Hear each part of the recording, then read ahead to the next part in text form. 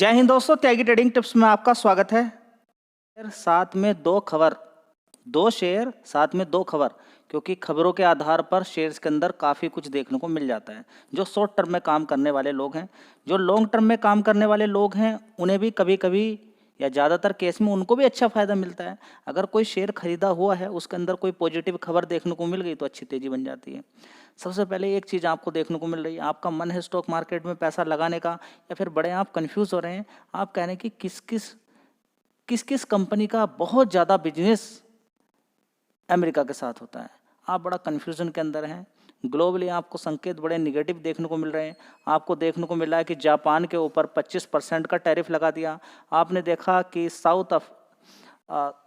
अलग अलग कंट्री की बात करें, उत्तर कोरिया की बात कर, दक्षिण कोरिया की अगर बात करते हैं, या फिर अलग अलग कंट्रीज़ और भी बहुत सारी कंट्रीज़ हैं जिनके ऊपर लगातार क्या किया जा रहा है, प्रहार किया जा रहा है। किसके द्वारा? ट्रंप के द्वारा।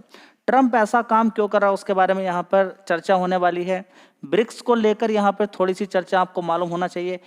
और इस टैरिफ का सबसे ज़्यादा असर किस पर होने वाला है? देखिए, एनालिसिस अगर आपने नहीं की तो बड़ी दिक्कत हो जाएगी। साथ में दो ऐसे शेयर जो 20 रुपये से सस्ते हैं, दो शेयर नहीं, देखिए एक शेयर है 20 रुपये से सस्ता जो डेट फ्री है, दूसरा शेयर है जो काफ़ी, उसके अंदर बहुत कुछ है, जो 32 रुपये का शेयर है और अपने 52 वीक लो के आसपास कामकाज कर रहा है। उसके बारे में यहाँ पर चर्चा करेंगे। सबसे पहले यहाँ पर आप देखिए होता क्या है कि अभी ट्रंप धीरे धीरे अलग अलग लेटर्स भेज रहे हैं, अलग अलग कंट्रीज़ को लेटर्स भेज रहे हैं कि आप पर इतना ज़्यादा टैरिफ लगेगा। जिन देशों ने किसी भी तरह का कोई कन्वर्सेशन नहीं किया है किसके साथ? ट्रंप के साथ, उस पर भी भेज दिया कि इतने फ्लैट आप पे टैरिफ लगने वाला है, इतना टैरिफ लगने वाला है, ठीक है। लेकिन सबसे ज़्यादा टैरिफ से जो दिक्कत परेशानी हो रही है ट्रंप को, उनसे हो रही है जिनका एक्सपोर्ट अमेरिका के अंदर ज़्यादा होता है, जिनका एक्सपोर्ट अमेरिका के अंदर होता है। यानी कि अमेरिका इंपोर्ट करता है जिस चीज़ को, जो भी सामान जिस कंट्री से ज़्यादा इंपोर्ट करता है, वहाँ पर देखिए यहाँ पर ट्रंप बड़ा घबराया हुआ है। ट्रंप घबराने के कारण काफ़ी सारे हैं। ट्रंप का सबसे बड़ा घबराना यही है कि आने वाले टाइम में हमारा क्या होगा अगर ये ब्रिक्स के लोग, यानी कि जो अगर बात करते हैं, देखिए यहाँ पर ब्राज़ील की बात करें, रशिया की बात करें, ठीक है, साउथ अफ्रीका की बात करें, इंडिया की बात करें, चाइना की बात करें, रशिया की बात करें, ब्राज़ील की बात करें, ठीक है। तो ये जो कंट्रीज़ हैं अगर एक साथ अगर मिल गए, इसके अंदर अभी देखिए 5 कंट्रीज़ थे स्टार्टिंग के अंदर, अब लगभग 11 देश इसके अंदर जुड़ चुके हैं। ये किससे परेशान है? ये अमेरिका की नीतियों से परेशान है। अमेरिका जब चाहे दो देशों के बीच में लड़ाई करवा देता है, बोलता है नहीं लड़ाई कीजिए। देखिए गहरी चाल यहाँ पर चल रही है अमेरिका की। आप सोच रहे हैं कि रसिया यूक्रेन की जो लगातार लड़ाई चल रही है उसके पीछे कौन है? उसके पीछे अमेरिका है। अमेरिका क्यों है उसके पीछे? ताकि लोग अब यहाँ पर अपनी इकोनॉमी के अंदर जो पैसा है वो डिफेंस के अंदर पैसा लगाएं। अभी जो हथियार उनके पास हैं वे कहने चाहिए, डरने चाहिए कि ये वाले हथियार अब काम नहीं कर रहे हैं। इजराइल ईरान की लड़ाई चल रही है, सब देख रहे हैं। इंडिया पाकिस्तान की भी लड़ाई चली, तो कुछ देश कह रहे हैं कि भाई हम पे तो ये वाले फाइटर जेट हैं, हम पे तो ये हथियार हैं। अब नेपाल से पूछोगे, बांग्लादेश से आप पूछोगे, पाकिस्तान या दूसरे श्रीलंका से आप पूछोगे, वे तो घबराए हुए हैं। वे कह रहे हैं कि हमारे पास तो कोई इस तरह की टेक्नोलॉजी नहीं है, हम तो एक डिफेंस सिस्टम भी खरीद नहीं पाएंगे, ठीक है। अब यहाँ पर क्या है कि इंडिया को भी खरीदारी करवा दी इन्होंने, इंडिया भी खरीदारी कर रहा है। पाकिस्तान जैसे अपनी देश की इकोनॉमी को सुधारने की बजाय चाइना से हथियार खरीदारी कर रहे हैं। तो ये ग्लोबली अगर आप देखें तो कितनी चाल चली जा रही है। ये ऐसा नहीं कि किसी को मार रहे हैं या किसी को जीव जंतु को सता रहे हैं। अब ये सीधा इन्होंने अटैक कर दिया है इंसानों पर अटैक करना, किसी देश पर अटैक करने का मतलब क्या है? मतलब उस देश के अंदर कौन है?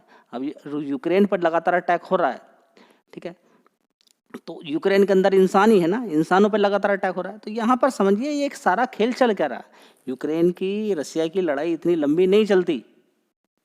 लड़ाई के पीछे का कारण आप समझिए कि रसिया इंडिया का कितना तेल खरीद रहा है, तब तो जाके रसिया यहाँ पर लड़ाई कर पा रहा है।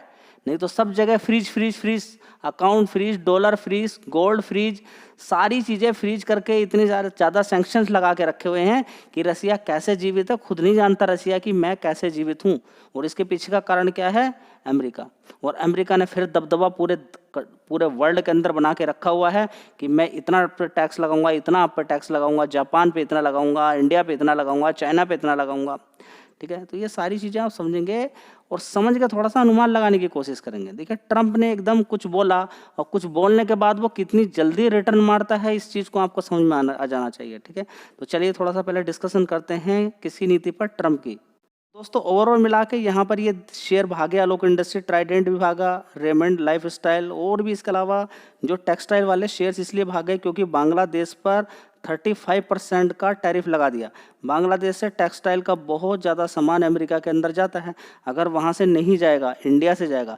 देखिए, अब इंडिया पर अगर 35% से कम का टैरिफ अगर लगाया जाता है तो बहुत ज़्यादा टर्म एंड कंडीशन हो सकती हैं कि आप ऐसा कीजिए, रसिया को ये नहीं करेंगे, आप वैसा नहीं करेंगे, लेकिन उसका भी तोड़ मैं आपको बताने वाला हूँ। होने वाला क्या है, इस चीज़ को आप थोड़ा सा डिटेल में आप समझेंगे। देखिए, सबसे पहले तो ये टैरिफ का खेल अभी थोड़े दिन के लिए बढ़ गया है। कब तक के लिए? 1 अगस्त के लिए। आप ये समझिए कि ये बढ़ क्यों रहा है। सारा खेल तो यहाँ पर निकल कर आता है, बढ़ क्यों रहा है। अमेरिका को बिल्कुल भी दर्द नहीं है किसी देश को कल से पानी ना मिले, मर जाए, वो भूखा मर जाए, उसके हथियार बिकने चाहिए, उसका सामान बिकना चाहिए। कल वो बचेगा नहीं बचेगा कोई फर्क नहीं पड़ता अमेरिका को, कितने डूब जाए, कितना क्या हो जाए, कोई फर्क नहीं पड़ता। उसकी पावर बनी रहनी चाहिए, उसकी इकोनॉमी बनी रहनी चाहिए। ब्रिक्स यहाँ पर रसिया यूक्रेन के अंदर जो इतना चल रहा है, आप देख रहे हैं कि व्यापार हो कैसे रहा है। अमेरिका अभी तो बोला कि 500% तक टैरिफ लगा देंगे। अमेरिका ने क्या बोला था कि रसिया से अगर कोई भी कंट्री, खासकर किसके लिए? चाइना और इंडिया के लिए, कि अगर आप रसिया का ऑयल एंड गैस लेते हैं तो आप पर 500% तक का टैरिफ लगाया जाएगा। ठीक है, अमेरिका क्या चाहता है कि सरेंडर कर दे। कौन? रसिया सरेंडर कर दे पूरी तरीके से, जो जमीन पे कब्जा किया है वो पूरी तरह से खत्म कर दे।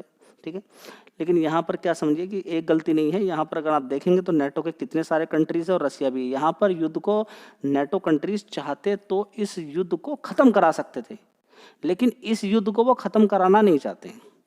लॉजिक पीछे कुछ और ही है। यहाँ पर गलती सिर्फ रसिया की नहीं है, यहाँ पर गलती देखिए, वो तो मजबूर है यूक्रेन, क्या करे, वो जैसा बोलेंगे नेटो कंट्रीज वैसा करना पड़ेगा, नहीं तो वो मारा गया, खत्म हो गया। ठीक है, तो ये सारी चीज़ें आपको समझनी चाहिए कि पीछे कौन यहाँ पर डंडा लेकर बैठा है। तो दोस्तों, शॉर्ट में अगर आप यहाँ पर समझने की कोशिश करते हैं तो देखिए, यहाँ पर जो टैरिफ का खेल यहाँ पर चल रहा है इंडिया के लोगों को, या फिर देखिए शेयर मार्केट के अंदर तो तेजी इस वजह से बन जाती है, एक कंट्री को नुकसान हो रहा है, दूसरे का फायदा। अब इंडिया भी एक्सपोर्ट करता है, अच्छा खासा एक्सपोर्ट करता है, ट्राइडेंट का भी, आलोक इंडस्ट्री का भी, रेमंड लाइफ स्टाइल का भी बहुत यहाँ पर एक्सपोर्ट होता है। किसके अंदर? अमेरिका के अंदर। या किसी का कम भी होता है तो अब होना शुरू हो जाएगा। लेकिन बात यहाँ पर ये निकल कर आती है कि अब ये क्लियर हो गया कि इंडिया पर कितना बड़ा टैक्स लगने वाला है। समझिए पहले खेल को। ठीक है, अब यहाँ पर सबसे बड़ा जो खेल निकल कर आता है, ये जो यहाँ पर चल रही है बात, यहाँ पर जो बात चल रही है सारी चीज़ें, अब इसका आप समझिए बात को। यहाँ पर या तो चाइना और इंडिया में बहुत कम टैरिफ लगने वाला है, क्योंकि चाइना इंडिया की बहुत ज़्यादा ज़रूरत है, जापान की भी ज़रूरत है, 25% का टैरिफ।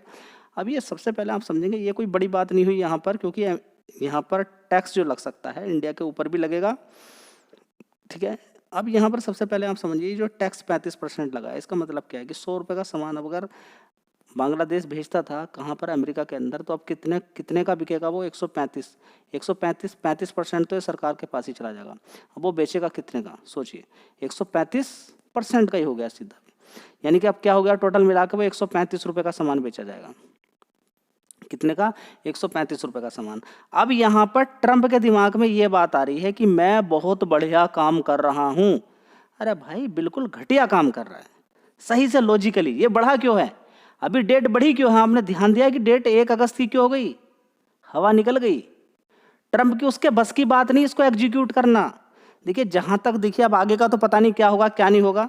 मैं ये भी नहीं बोलता हूँ कि मैं बहुत बड़ा ज्ञानी हूँ और मेरे पास बहुत बड़ा ज्ञान है, लेकिन अपनी रिसर्च एनालिसिस के अकॉर्डिंग मैं जो बात कर रहा हूँ इस पर थोड़ा सा ध्यान दीजिए। आप ध्यान देने वाली बात यह है कि आप समझिए कि हम तेल, पहले भी मैंने एक एग्जाम्पल दिया था कि हम तेल मंगाते हैं अलग अलग कंट्रीज से, हम मंगाते हैं, वो हमारी नीड है।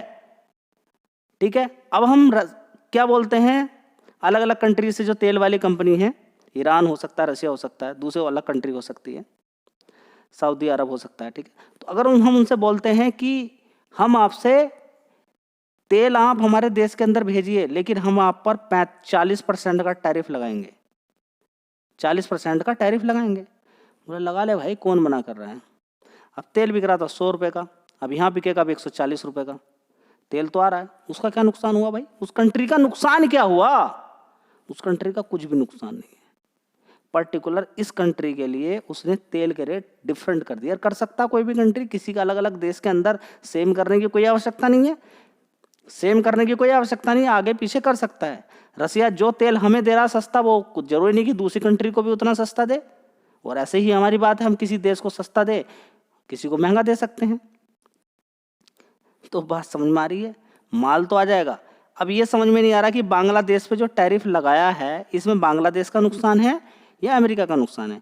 अब ये सामान 100 रुपये का भी बिक रहा था, एक टी शर्ट 100 रुपये की बिक रही थी, अभी 35% लग के 135 रुपये की बिकेगी, तो किसका नुकसान हुआ? ये तो अमेरिका के गरीब लोगों के पीछे पड़ गया है।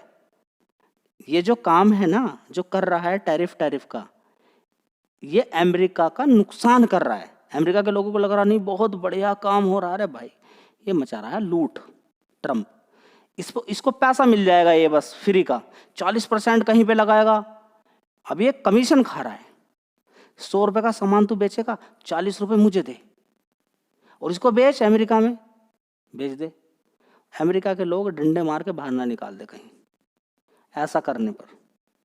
सोचिए ना, ये खुद सोचने वाली बात है, कितनी दिक्कत क्रिएट कर रहा है किसी देश के लिए। कल मोदी जी कहने लगे नहीं, हम तो तेल पे 100% का टैक्स लगाएंगे, तेल पे कोई बाहर भेजेगा रेसिप्रोकल टैरिफ लगाएंगे, हम भी टैक्स लगाने वाले हैं, एंटी डंपिंग ड्यूटी लगाने वाले, इतने टैरिफ लगाने वाले हैं।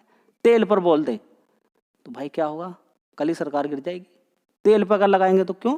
क्योंकि वो तेल तो 200 रुपये लीटर होने वाला है, कोई झेल पाएगा? नहीं झेल पाएगा।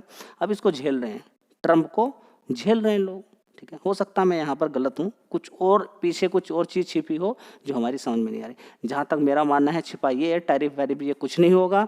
बस ट्रम्प ये चाहता है कि जो सामान हम अमेरिका का विदेशों के अंदर जाए वो कम टैरिफ लगाए, क्योंकि अमेरिका आज तक कम ही टैरिफ लगाता था, ज़्यादातर प्रोडक्ट पर कम टैरिफ लगाता था। इसका एक फ़ायदा होता था कि अमेरिका के अंदर जो भी सामान आता था वो सस्ता रहता था, तो इससे अमेरिका का भी फ़ायदा था।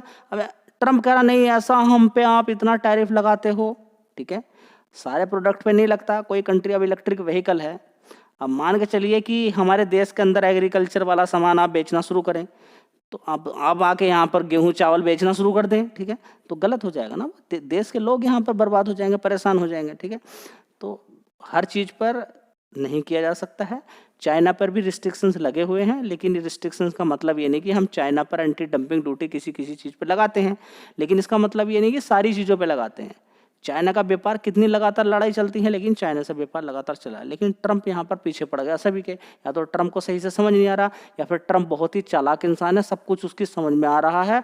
मार्केट को फ्लक्चुएट करके अभी देखेंगे, वहीं की कंपनी ने जैन स्ट्रीट ने कितना पैसा कमाया है?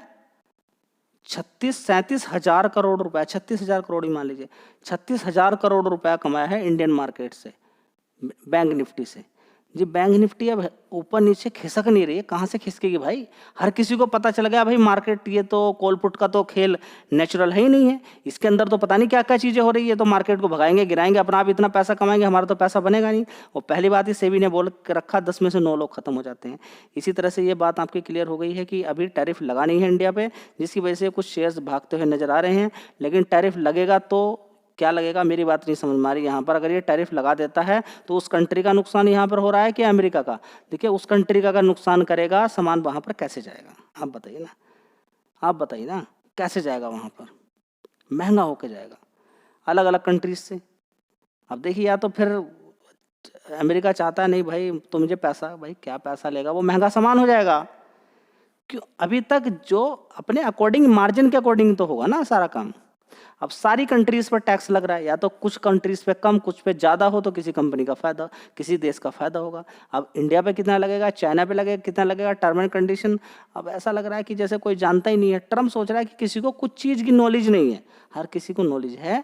हर किसी को मालूम है यहाँ पर इस टैरिफ से अमेरिका का बड़ा नुकसान है, क्योंकि वहाँ पर ज़्यादातर हम अगर देखें तो इंपोर्ट ज़्यादा हो रहा है, एक्सपोर्ट अमेरिका की खुद जो कंपनियां हैं दूसरे देशों के अंदर जाके काम कर रही हैं लेबर कॉस्ट की वजह से, तो वहाँ पर सुधार देखने की ये सारे काम धीरे धीरे होने थे।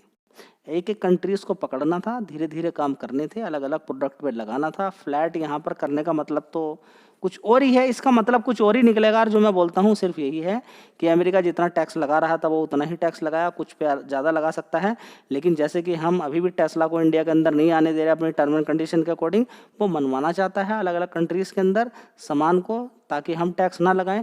दूसरे कंट्रीज़ भी बड़ा बड़ा टैक्स लगाते हैं अमेरिका पे, वो उसको कम कराना चाहता है, बस और कुछ नहीं है इसके पीछे। बाकी आगे देखते हैं क्या होता है। तो यहाँ पर आप देखेंगे कि जो भी ब्रिक्स के देश हैं, ठीक है, इसके अलावा बात करें यूरोपियन कंट्रीज़ जो कि बात करने के लिए तैयार नहीं है, उन पर बड़ा बड़ा टैक्स वाली जो बात चल रही है, ठीक है। अब यहाँ पर समझिए सारा खेल को कि 10% ज़्यादा हम टैक्स लगाएंगे अगर कुछ भी ऐसी रणनीति बनी जो कि अमेरिका के खिलाफ है। ये किसने बोला है? यहाँ पर आप देख सकते हैं, यहाँ पर देखिए ट्रंप ने, देखिए एंटी अमेरिकन, ठीक है, तो 10% टैरिफ यहाँ पर वार्निंग दी है, किसको? ब्रिक्स को दी है कि अगर आप कुछ भी ऐसा काम कर रहे हैं जो एंटी अमेरिकन है, देखिए अमेरिका वाले कुछ भी करें, ठीक है, अमेरिका वाले किसी भी देश के लिए कुछ भी कर रहे हैं, ठीक है। वे बोल रहे हैं कि रसिया से आप तेल नहीं खरीदेंगे, ये क्या है भाई? ये कौन मानेगा जी? इंडिया मानेगा। इंडिया क्यों मानेगा भाई? चाइना क्यों मानेगा? कोई नहीं मानने वाला। यहाँ पर थोड़े दिन में यहाँ पर अमेरिका की बेइज्जती होने वाली है, बहुत तगड़ी वाली, और कुछ नहीं होने वाला है। यहाँ पर अमेरिका बैठेगा शांत, कुछ अलग अलग इस तरह के नियम आ जाएंगे। अगर लोगों ने अमेरिका के अंदर सामान ही भेजना बंद कर दिया ना कुछ समय के लिए, अकल आ जाएगी। ये सिर्फ अगले 4 महीने के लिए सामान भेजना बंद कर दे, जो नुकसान होगा झेला जाएगा, लेकिन सामान भेजना अमेरिका के अंदर बंद कर दीजिए, अपना आप लेवल में आ जाएगा। दूसरा यहाँ पर क्या है कि अब यहाँ पर जो खेल चल रहा है, जैसे कि हम अपनी अपनी करेंसी में रसिया के साथ लेन देन कर रहे हैं, इसी तरीके से कुछ एक ऐसी करेंसी बनने वाली है, ठीक है, जो इन जितने भी 11-12 देश हैं इनके आपस में लेन देन चलेगा, और उसमें किसी भी तरह का, देखिए जो नॉर्मली क्या रहता है कि एक देश से दूसरे देश को जो सामान भेजा जाता है, खरीदा जाता है, उसमें डॉलर में ही लेन देन होता है, डॉलर कन्वर्ट, डॉलर में ही ट्रांसफर होगा पैसा, ठीक है। तो अभी तक डॉलर की वाहवाही चल रही थी, ठीक है, जिसकी करेंसी जितनी मजबूत वो देश उतना ही ज़्यादा मजबूत, ठीक है। अब डॉलर की यहाँ पर हवा अगर निकलेगी, ठीक है, और दूसरी कंट्रीज़ की जो करेंसीज हैं उनकी अगर हवा निकलेगी, तभी जाके यहाँ पर बात बनेगी। देखिए यहाँ पर इंडिया चाइना कितने भी मजबूत यहाँ पर बनने की कोशिश कर रहे हैं, रसिया कितने भी ज़्यादा मजबूत बनने की कोशिश कर रहे हैं, लेकिन यहाँ पर डॉलर के सामने यहाँ पर हाथ पांव फेल हो जाते हैं, ठीक है। तो यहाँ पर अगर डॉलर को कमज़ोर करने के लिए अगर ये करेंसी नहीं, ब्रिक्स वाली करेंसी अगर नहीं बन जाती है, तो यहाँ पर ट्रंप अपने में ही लेवल में खुद आ जाएगा। चलिए, कंपनी यहाँ पर होगी ट्राइडेंट, जिसकी वजह से आपको मालूम है तेजी किस वजह से बन रही है। ये 52 वीक लो के आसपास कंपनी काम कर रही है, ठीक है। तो हमेशा शेयर एक जगह नहीं रहते हैं, हमेशा शेयर एक जगह नहीं रहते हैं, ठीक है। ट्राइडेंट की बात करें, काफ़ी समय हो चुका है शेयर को नीचे ही रुका हुआ है, ठीक है। 15,000 लोग इस कंपनी के अंदर काम करते हैं, 15,000 एम्प्लॉय, देखिए समझिए, ठीक है। अभी अभी तो और नया एक प्लांट बनाया गया जिसमें 12,000 लोग काम करते थे, तब 3,000 लोग और आगे बढ़ने वाले हैं, तो ठीक है। तो कंपनी आगे काम कर रही है। टेक्सटाइल वाले सेक्टर को बढ़ाने के लिए सरकार पूरी जान लगा रही है। क्यों?